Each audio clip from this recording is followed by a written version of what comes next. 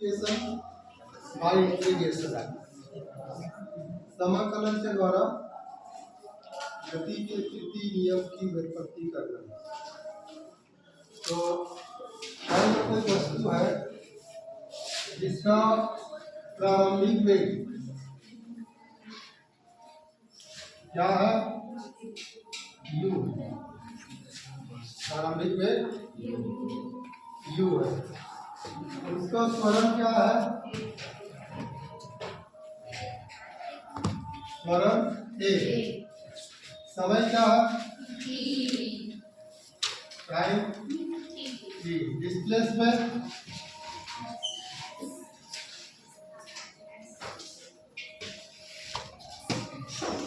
विस्थापन s।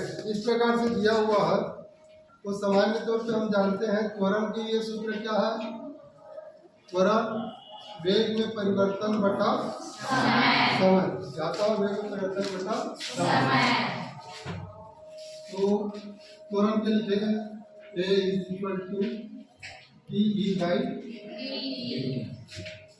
अब इस dv by dt को हम एक डिस्प्लेसमेंट से गुणा और भाग करेंगे, कोई फर्क नहीं पड़ेगा। गुणा भी करेंगे, भाग भी करेंगे, दोनों कट जाएगा। तो इसको हल करने के लिए क्या करते हैं, dv by dx into dx by dt। ऐसे कर सकते हैं, किया जा सकता है ऐसे।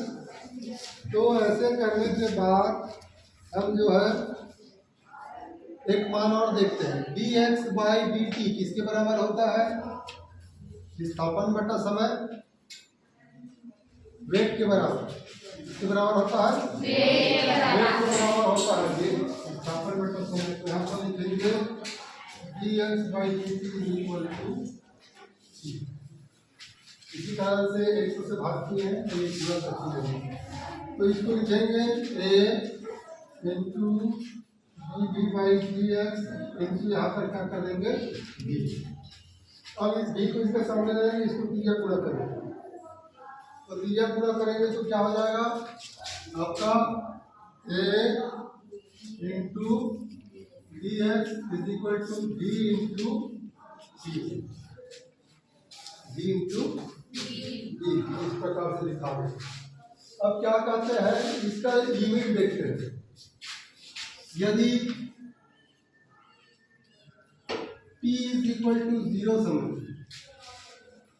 p = 0 समय में उसका वेग वेलोसिटी u है और उसकी स्थिति क्या है, x0।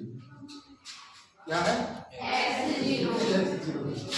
लेकिन टाइम जो है अंतिम समय में क्या है, t।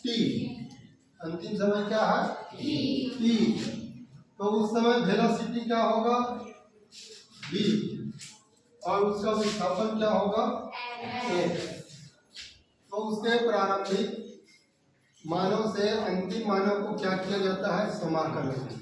क्या करते हैं, समाकलन करते हैं। तो समाकलन करने पर क्या प्राप्त होता है, देखेंगे।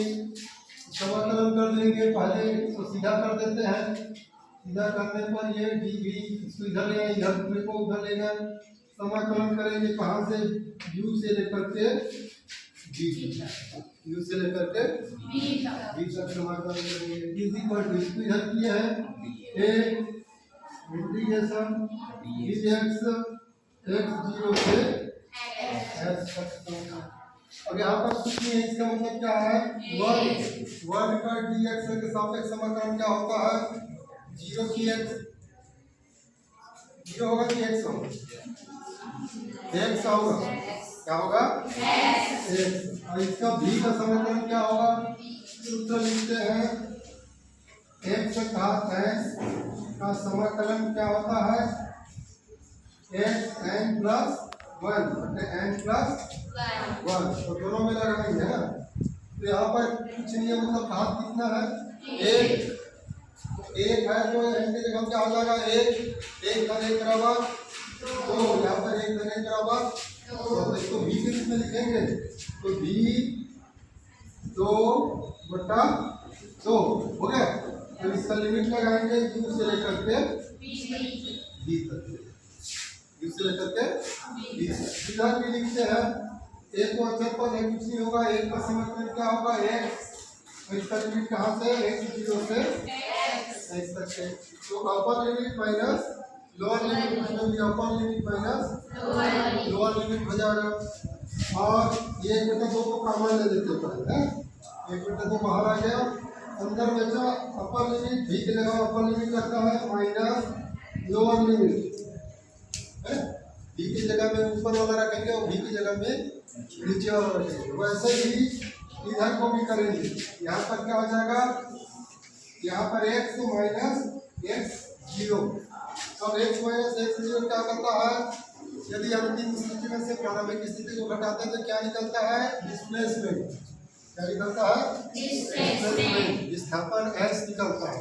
तो इसकी जगह में हम क्या लिख सकते हैं, s, x minus x 0 is equal to s कर देंगे। और ये 1/2 को इधर क्लियर कर देंगे, तो ये हो जाएगा v² minus v² into 2 into a, और इसकी जगह हम क्या रख दिया s। अब ये v वाले को उधर ले जाकर क्या आ जाएगा, धन हो जाएगा। तो v² बराबर u² प्लस 2a, यही है